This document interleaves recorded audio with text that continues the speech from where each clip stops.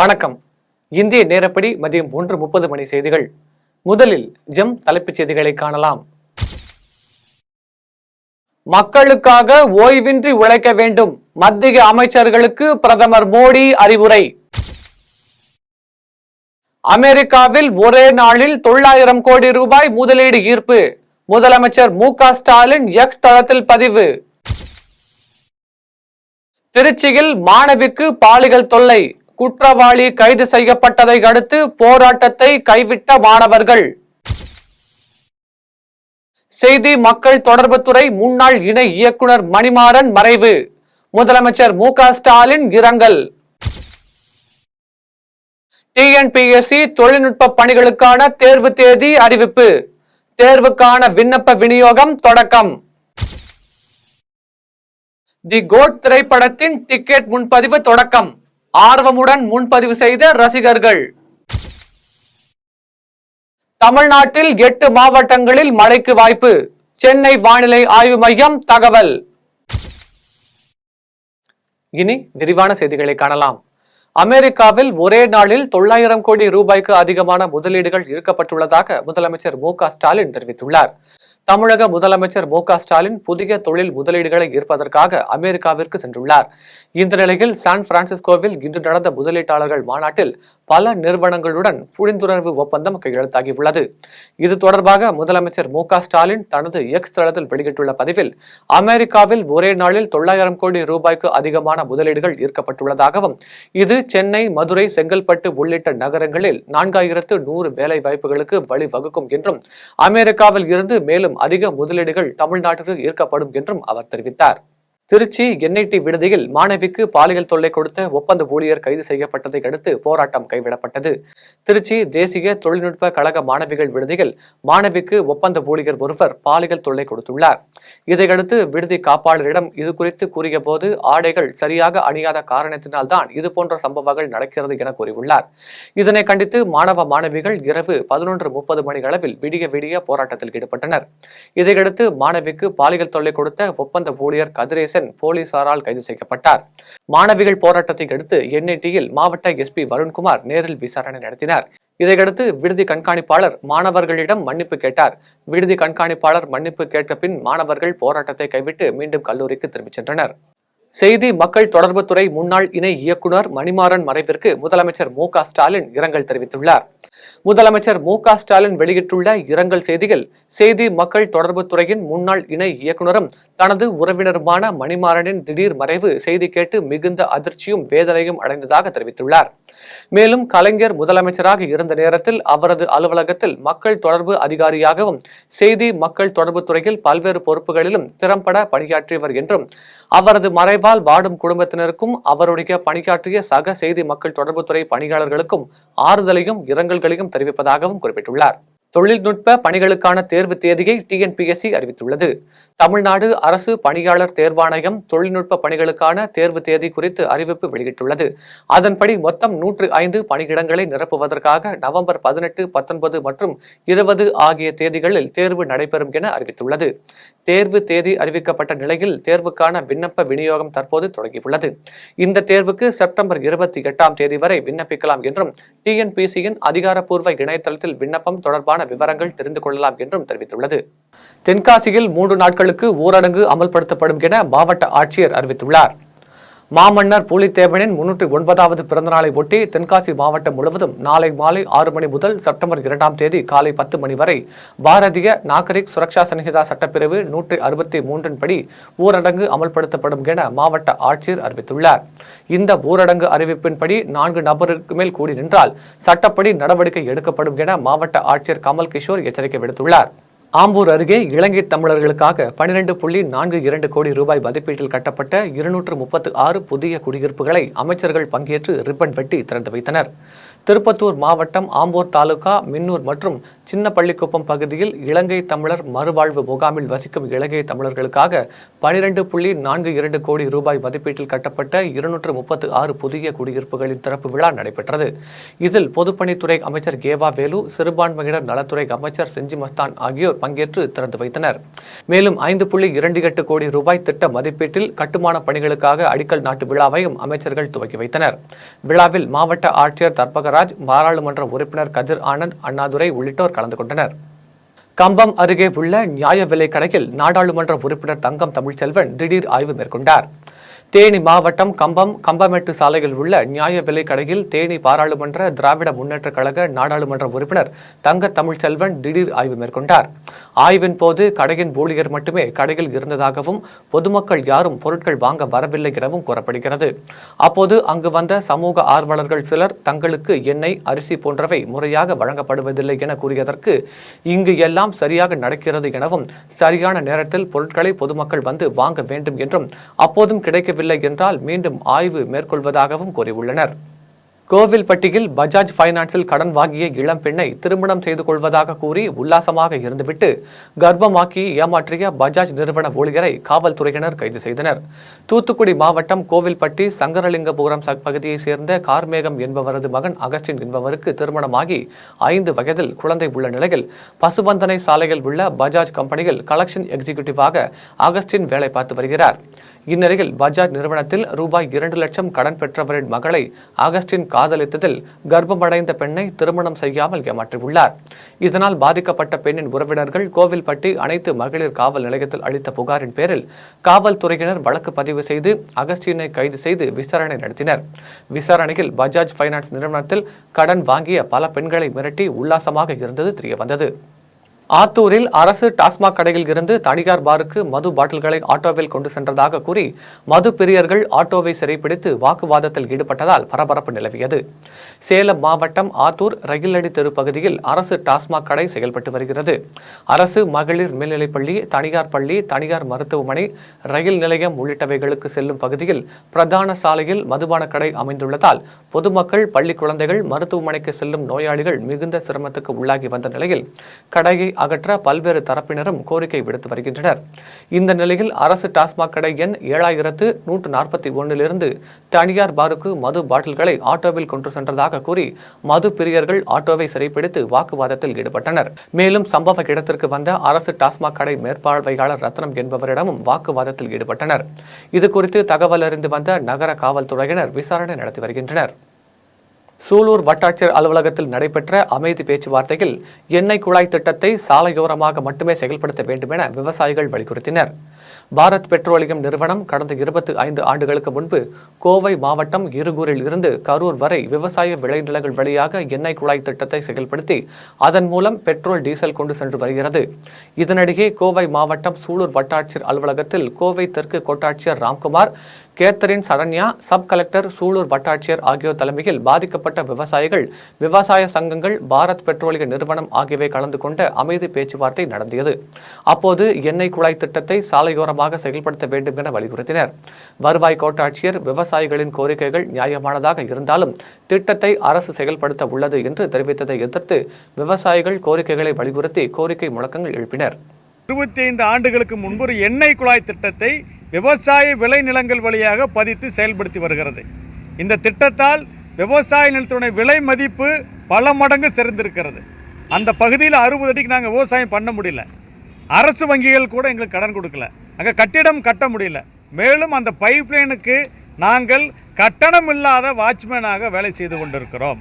இந்த சூழ்நிலையில் மீண்டும் ஒரு பைப்லைனை கொண்டு வந்து அதே கோயம்புத்தூர் மாவட்டம் இருகூரிலிருந்து வெள்ளகோவில் வரைக்கும், ஏன்னா இந்த திட்டத்தை என்ன பண்ணுறாங்கன்னா பெங்களூர் வரைக்கும் செயல்படுத்துகிறாங்க. வெள்ளகோவிலிருந்து பெங்களூர் வரைக்கும் சாலையோரமாக போகிற திட்டம், கோயம்புத்தூர் மாவட்டம் இருகூர்லேருந்து திருப்பூர் மாவட்டம் வெள்ளகோவில் வரைக்கும் பார்த்தீங்கன்னா ஏற்கனவே இருக்கிற அந்த குழாயை ஒட்டி அமைப்பதற்கு முயற்சித்து வருகிறார். கடலூர் பெரியார் அரசு கலைக்கல்லூரியில் 4500 மாணவர்கள் ஒன்றிணைந்து கோப்பை வடிவில் அமர்ந்து விழிப்புணர்வை ஏற்படுத்தினர். தேசிய விளையாட்டு விழா மற்றும் முதலமைச்சர் பரிசு கோப்பை போட்டியை முன்னிட்டு கடலூர் தேவதானப்பட்டி பெரியார் அரசு கலைக்கல்லூரியில் விழிப்புணர்வு நிகழ்ச்சி நடைபெற்றது. நிகழ்ச்சிக்கு கல்லூரி முதல்வர் ராஜேந்திரன் தலைமை தாங்கினார். நிகழ்ச்சியில் கல்லூரியில் இளங்கலை மற்றும் முதுகலை பயிலும் 4500 மாணவ மாணவிகள் ஒன்றிணைந்து முதலமைச்சர் பரிசு கோப்பை போன்ற வடிவத்தில் அமைந்து முதலமைச்சர் கோப்பை போட்டி குறித்து விழிப்புணர்வை ஏற்படுத்தினர். தொடர்ந்து முதலமைச்சர் கோப்பை போட்டியில் பங்கேற்பதற்காக முதல் கட்டமாக 450 மாணவ மாணவிகள் முன்பதிவு செய்தனர். நிகழ்ச்சியில் கல்லூரி துறை தலைவர்கள், விளையாட்டுத்துறை இயக்குநர்கள் மற்றும் பேராசிரியர்கள், ஊழியர்கள் உட்பட பலர் கலந்து கொண்டனர். வேலூர் மாவட்டம் காவல்துறை கண்காணிப்பாளர் அலுவலகத்தில் காணாமல் போன 232 செல்போன்கள் உரியவர்களிடம் ஒப்படைக்கப்பட்டது. வேலூர் சத்துவாச்சாரியில் உள்ள மாவட்ட காவல்துறை கண்காணிப்பாளர் அலுவலகத்தில் கண்காணிப்பாளர் மதிவாணன் தலைமையில் மாவட்டத்தில் களவு போன மற்றும் காணாமல் போன செல்போன்களை கண்டுபிடித்து உரியவர்களிடம் ஒப்படைக்கும் நிகழ்ச்சி நடைபெற்றது. இதில் செல் டிராக் செயலி மூலம் 160 புகார்கள் பெறப்பட்டு அதில் 110 செல்போன்கள் கண்டுபிடிக்கப்பட்டது. மேலும் CEIR போர்ட்டல் மூலம் 180 புகார்கள் பெறப்பட்டு 122 செல்போன்கள் கண்டுபிடிக்கப்பட்டது. இந்நிலையில் 232 செல்போன்கள் உரியவர்களிடம் ஒப்படைக்கப்பட்டது. ஆம்பூர் அருகே இன்ஸ்டாகிராம் ரீல்ஸ்க்காக தேசிய நெடுஞ்சாலையில் இருசக்கர வாகனத்தில் சாகசம் செய்து சமூக வலைதளத்தில் வீடியோ பதிவு செய்த இளைஞர்களுக்கு காவல்துறையினர் அபராதம் விதித்தனர். திருப்பத்தூர் மாவட்டம் ஆம்பூர் வாணியம்பாடி தேசிய நெடுஞ்சாலையில் இளைஞர்கள் சிலர் பாதுகாப்பற்ற முறையில் இருசக்கர வாகனத்தில் வீலிங் சாகசங்கள் செய்து அதனை செல்போன் மூலம் வீடியோவாக பதிவு செய்த காட்சிகள் சமூக ஊடகங்களில் வைரலானது. இதனைத் தொடர்ந்து இத்தகவல் ஊடகங்களின் செய்தியாக வெளியானதை அறிந்த காவல்துறையினர் சம்பந்தப்பட்ட இளைஞர்களை கண்டறிந்து அவர்களுக்கு அபராதம் விதித்ததுடன் ஆம்பூர் அரசு மருத்துவமனைக்கு அழைத்துச் சென்று விபத்தில் சிக்கி காயமடைந்தவர்களை காண்பித்து இளைஞர்களுக்கு அறிவுரை வழங்கினர். மேலும் சம்பந்தப்பட்ட இளைஞர்களின் பெற்றோர்களை வரவழைத்து தேசிய நெடுஞ்சாலையில் பாதுகாப்பற்ற முறையில் இருசக்கர வாகனங்களில் சாகசம் செய்வது குற்றத்துக்கு உரிய செயல் என எச்சரித்து இனிவரும் காலங்களில் இதுபோன்ற நிகழாமல் பார்த்துக் கொள்ள வேண்டும் என கூறி அனுப்பி வைத்தனர். வேலூரில் அம்பேத்கர் மக்கள் படையின் நிறுவனர் டாக்டர் மதிப்பறையனார் தலைமையில் அம்பேத்கர் மக்கள் படையினர் மாவட்ட ஆட்சியர் அலுவலகத்தை முற்றுகையிட்டு ஆட்சியரிடம் மனு அளித்தனர். வேலூர் மாவட்டம் ஆட்சியர் அலுவலகத்தில் அம்பேத்கர் மக்கள் படையின் நிறுவனர் டாக்டர் மதிப்பறையனார் தலைமையில் முற்றுகை போராட்டம் நடைபெற்றது. போராட்டத்தை அடுத்து மாவட்ட ஆட்சியரிடம் அம்பேத்கர் மக்கள் படையினர் கோரிக்கை மனுவை அளித்தனர். அதில் வேலூர் மாநகராட்சிக்கு உட்பட்ட பெங்களூர் நெடுஞ்சாலையில் ஆங்கிலேயர் ஆட்சியில் 16 கண்கள் கொண்ட நீர் வடிகால் பாலம் ஒன்று இருந்தது என்றும் இது தற்போது முழுமையாக மூடப்பட்டு விட்டது என்றும் இதனால் மழைநீர் அந்த பாலத்தில் செல்லாததால் குடியிருப்பு பகுதிகளான திடீர் நகர், பெரியார் நகர், சம்பத் நகர், இந்திரா நகர், முள்ளிப்பாளையம், சேன்பாக்கம் ஆகிய பகுதிகளில் தண்ணீர் வீடுகளில் புகுந்து வருகிறது என்றும் பாலத்தை அடைத்து ஆக்கிரமிப்பு செய்த நபர்கள் மீது உரிய நடவடிக்கை எடுக்க வேண்டும், மீண்டும் பாலத்தை மழைநீர் கால்வாயாக பயன்படுத்த மீட்டுத்தர வேண்டும் எனவும் மனுவில் தெரிவித்துள்ளனர். நிறுவனர் தலைவர் அம்பேத்கர் மக்கள் படை வேலூர் மாவட்டம் வேலூரில் பெங்களூர் ஹைவே ரோடில் உள்ள வெள்ளையர்கள் ஆட்சி காலத்தில் கட்டப்பட்ட 16 கண்வாய் நிறைந்த உபரி நீர் போகும் பாலத்தை வாசுதேவ ரெட்டியார் என்பவர் ஆக்கிரமிப்பு செய்துள்ளார். இது சம்பந்தமாக கடந்த 2 வருடங்களுக்கு முன்பே அம்பேத்கர் மக்கள் படை பெங்களூர் ஹைவே ரோடில் மறியல் செய்து அன்றைய வட்டாட்சியர் அவர்களால் மனு கொடுக்கப்பட்டு அவர்கள் உடனடியாக இந்த பாலத்தை தூர்வாரி தண்ணீர் போவதற்கான ஏற்பாடு செய்கிறேன் என்று கூறிவிட்டு சென்றார்கள். இதுநாள் வரை செய்யவில்லை. ஆகையால் மீண்டும் இன்றைக்கு வேலூர் மாவட்ட ரகுநாதபுரத்தில் நடைபெற்ற மக்களுடன் முதல்வர் திட்ட சிறப்பு முகாமை ஊராட்சி மன்ற தலைவர் கோபாலகிருஷ்ணன் தொடங்கி வைத்தார். ராமநாதபுரம் மாவட்டம் திருப்புல்லானி ஒன்றியம் ரகுநாதபுரம் ஊராட்சியில் மக்களுடன் முதல்வர் திட்ட சிறப்பு முகாம் நடைபெற்றது. முகாமிற்கு வட்டார வளர்ச்சி ஆணையர் ராஜேஸ்வரி, வட்டார வளர்ச்சி அலுவலர் கோட்டை இளங்கோவன் ஆகியோர் முன்னிலை வகித்தனர். ஊராட்சி மன்ற தலைவர் கோபாலகிருஷ்ணன் முகாமை துவக்கி வைத்தார். முகாமில் ரகுநாதபுரம், முத்துப்பேட்டை, பெரியப்பட்டணம், மேதலோடை ஊராட்சிகளைச் சேர்ந்த ஏராளமான மக்கள் கோரிக்கை மனுக்களை அளித்தனர். முகாமில் ஊராட்சி மன்ற தலைவர்கள், துணை வட்டார வளர்ச்சி அலுவலர் விஜயகுமார், வருவாய் ஆய்வாளர் கிருஷ்ணமூர்த்தி, ரகுநாதபுரம் ஊராட்சி துணைத் தலைவர் ஜெகத் ரட்சகன், கிராம நிர்வாக அலுவலர் ரஞ்சித் உள்பட ஏராளமானோர் கலந்து கொண்டனர். ஆத்தூர் அருகே ஓலப்பாடியில் 60 ஆண்டுகளுக்கு பிறகு அருள்மிகு ஸ்ரீ செல்லிகம்மன் திருத்தேர் திருவிழா வெகு விமர்சையாக நடைபெற்றது. சேலம் மாவட்டம் ஆத்தூர் அடுத்த ஓலப்பாடி கிராமத்தில் அமைந்துள்ள ஸ்ரீ விநாயகர், ஸ்ரீ மகாமாரியம்மன், ஸ்ரீ செல்லிகம்மன் திருக்கோவிலில் 60 ஆண்டுகளுக்கு பிறகு செல்லிகம்மன் திருத்தேர் திருவிழா நடைபெற்றது. விழாவின் முன்னதாக கடந்த 21ஆம் தேதி கணபதி ஹோமம், காப்பு கட்டுதல் நிகழ்ச்சியுடன் தொடங்கிய விநாயகர், மகாமாரியம்மன், செல்லிகம்மன், கிருஷ்ணர், காளியம்மன், ஸ்ரீதேவி, பூதேவி உள்ளிட்ட பரிகார தெய்வங்களுக்கு சிறப்பு பூஜைகளுடன் தீப ஆராதனை நடைபெற்றது. இதையடுத்து ரூபாய் 9 லட்சம் மதிப்பீட்டில் 27 அடி தேர் புதிதாக செய்யப்பட்டு திருத்தேர் விழா சிறப்பாக நடைபெற்றது. விழாவில் வண்ண மலர்களால் அலங்கரிக்கப்பட்ட திருத்தேரில் செல்லிகம்மன் சுவாமி அமர்த்தப்பட்டு சிறப்பு பூஜைகள் நடைபெற்றது. அதன் பின்னர் பக்தர்கள் தேரை வடம்பிடித்து இழுத்தனர். தேர் திருவிழாவில் ஒட்டம்பட்டி, ஓலப்பாடி, தளவாய்ப்பட்டி, வசந்தபுரம் உள்ளிட்ட சுற்றுவட்டார பகுதிகளில் இருந்து ஏராளமான பக்தர்கள் கலந்து கொண்டனர். தமிழகத்தில் பல்வேறு பகுதிகளில் நடைபெற்ற நிகழ்வுகளை தற்போது சிறிய தொகுப்புகளாக காணலாம். கன்னியாகுமரி மாவட்டம் நாகர்கோவிலில் பள்ளிக் கல்வித்துறை அமைச்சர் அன்பில் மகேஷ் பொய்யாமொழி செய்தியாளர்களை சந்தித்து பேசினார்.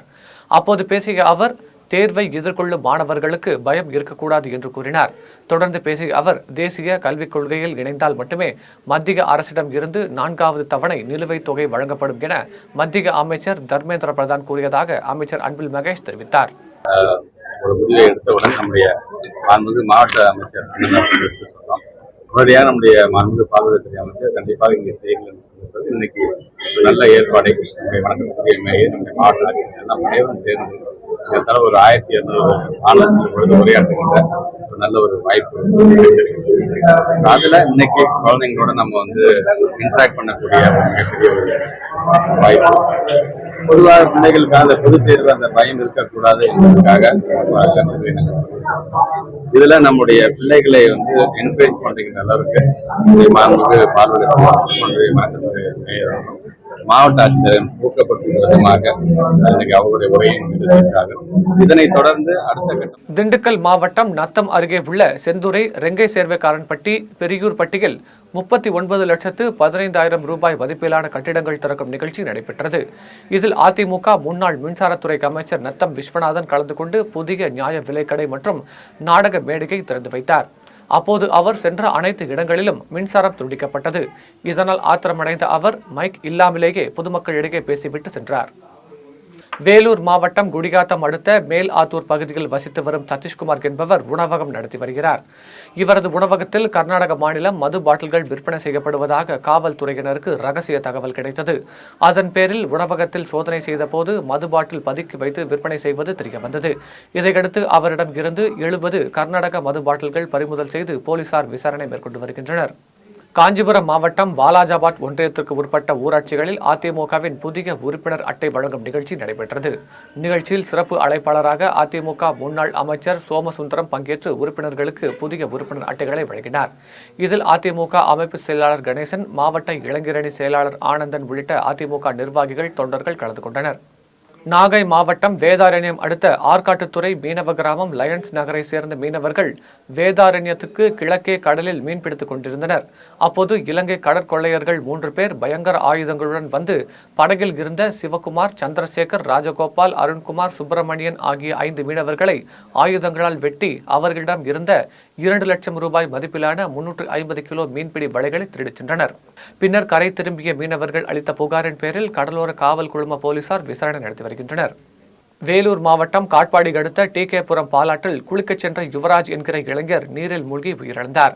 அப்பகுதியில் உள்ள பாலாற்றில் கள்ளத்தனமாக இரவு நேரங்களில் மணல் அள்ளப்பட்டதால் ஏற்பட்ட பள்ளத்தில் தேங்கிய நீரில் இளைஞர் உயிரிழந்ததாக குற்றம் சாட்டி அப்பகுதி மக்கள் போராட்டத்தில் ஈடுபட்டனர். இதில் போராடிய இளைஞர் ஒருவரை விருதம்பட்டு காவல் நிலைய உதவி ஆய்வாளர் ஆதர்ஷ் தாக்கிய நிலையில் இது தொடர்பான வீடியோ வெளியானது. இந்நிலையில் அவர் மீது நடவடிக்கை எடுக்க வேண்டும் என்றும் டிகேபுரம் பாலாற்று பகுதியில் நடைபெறும் மணல் கொள்ளையை தடுக்க வேண்டும் என்றும் அதிமுக மாநகர் மாவட்ட செயலாளர் அப்பு காவல் கண்காணிப்பாளர் மதிவாணனிடம் நேரில் புகார் அளித்தார். மயிலாடுதுறையில் கால்நடை பராமரிப்பு துறையின் சார்பில் புதிதாக 3 நடமாடும் கால்நடை மருத்துவ வாகனங்கள் அறிமுகப்படுத்தும் நிகழ்ச்சி நடைபெற்றது. மாவட்ட ஆட்சியர் அலுவலக வளாகத்தில் நடைபெற்ற இந்த நிகழ்ச்சியில் ஆட்சியர் மகாபாரதி மற்றும் சட்டமன்ற உறுப்பினர்கள் நிவேதா முருகன், ராஜ்குமார், பன்னீர்செல்வம் ஆகியோர் கலந்து கொண்டு புதிய வாகனங்களை கொடியசைத்து துவக்கி வைத்தனர். மேலும் நடமாடும் கால்நடை மருத்துவ வாகனங்களின் மூலம் கால்நடைகளுக்கு சிகிச்சை, செயற்கை முறை கருவூட்டுதல், தடுப்பூசி மற்றும் இதர மருத்துவ சேவைகள் பெற்று கால்நடை வளர்ப்போர் மற்றும் விவசாயிகள் பயன்படுத்தலாம் எனவும் மாவட்ட ஆட்சியர் மகாபாரதி தெரிவித்தார். வேலூர் மாவட்டம் குடியாத்தம் RS சாலையில் உள்ள தனியார் திருமண மண்டபத்தில் இளைஞர் காங்கிரஸ் ஆலோசனை கூட்டம் நடைபெற்றது. மாவட்ட இளைஞர் காங்கிரஸ் தலைவர் விக்ரம் தலைமையில் நடைபெற்ற கூட்டத்தில் தலைவர் லெனின் பிரசாத், பொறுப்பாளர் வைசாக், சகரிகாஜி ஆகியோர் கலந்து கொண்டு இளைஞர் காங்கிரஸில் முன்னெடுக்கப்பட்டுள்ள இளைஞர்களின் எழுச்சி பயணம் என்ற திட்டம் குறித்து சிறப்புரையாற்றினர். இனி வருவது வானிலை செய்திகள்.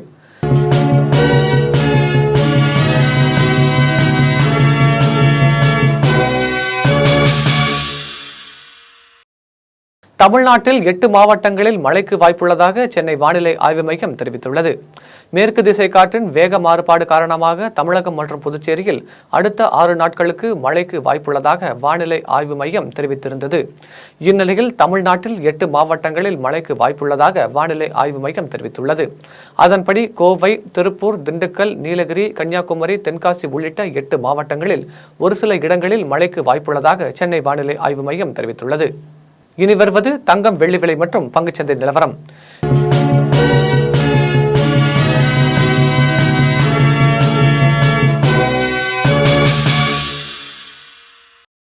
சென்னையில் இன்று ஆபரண தங்கத்தின் விலை 53,640 ரூபாய்க்கு விற்பனை செய்யப்படுகிறது.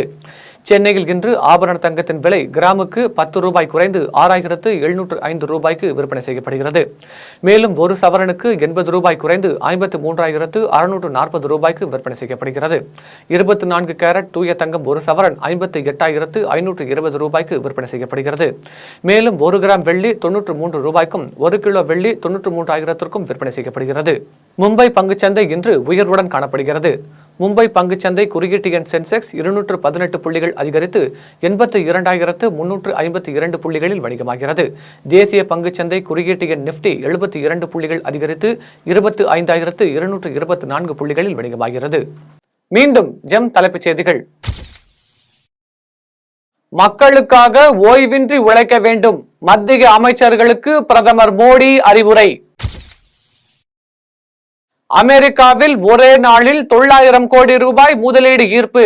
முதலமைச்சர் MK ஸ்டாலின் எக்ஸ் தளத்தில் பதிவு. திருச்சியில் மாணவிக்கு பாலியல் தொல்லை. குற்றவாளி கைது செய்யப்பட்டதை அடுத்து போராட்டத்தை கைவிட்ட மாணவர்கள். செய்தி மக்கள் தொடர்புத்துறை முன்னாள் இணை இயக்குனர் மணிமாறன் மறைவு. முதலமைச்சர் MK ஸ்டாலின் இரங்கல். TNPSC தொழில்நுட்ப பணிகளுக்கான தேர்வு தேதி அறிவிப்பு. தேர்வுக்கான விண்ணப்ப விநியோகம் தொடக்கம். தி கோட் திரைப்படத்தின் டிக்கெட் முன்பதிவு தொடக்கம். ஆர்வமுடன் முன்பதிவு செய்த ரசிகர்கள். தமிழ்நாட்டில் 8 மாவட்டங்களில் மழைக்கு வாய்ப்பு. சென்னை வானிலை ஆய்வு மையம் தகவல். இத்துடன் ஜெம் செய்திகள் நிறைவடைகின்றன. மீண்டும் ஜெம் செய்திகள் இரவு 8:30 மணிக்கு. உடனுக்குடன் செய்திகளுக்கான GemLive.tv என்ற இணையதளத்தில் இணைந்திருங்கள். நன்றி, வணக்கம்.